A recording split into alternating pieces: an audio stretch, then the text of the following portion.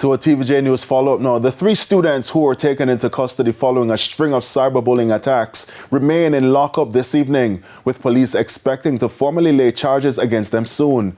This comes as the principal of at least one high school in St. James is stating that schools in the parish are united in addressing the issue.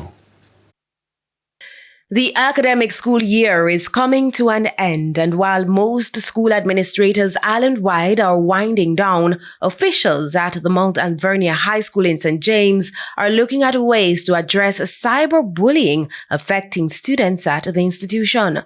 It's a national concern as it stands here, right? We have worked tirelessly with the school resource officers to try to help, but resources are limited, in my opinion.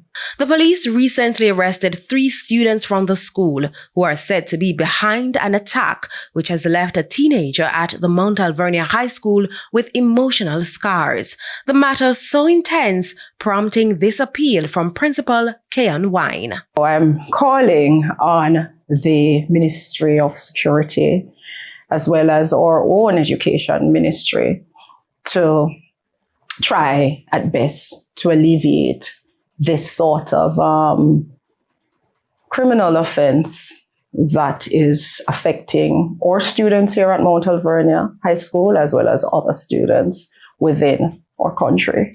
The St. James Police have pledged to continue investigating this as well as other reports of cyberbullying, as it's understood other players may be involved.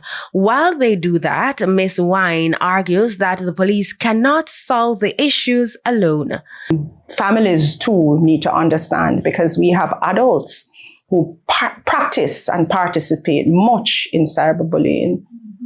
And so if the homes are not equipped with understanding the effects and respecting other person's privacy, I suppose we will not get much from our students within our school walls.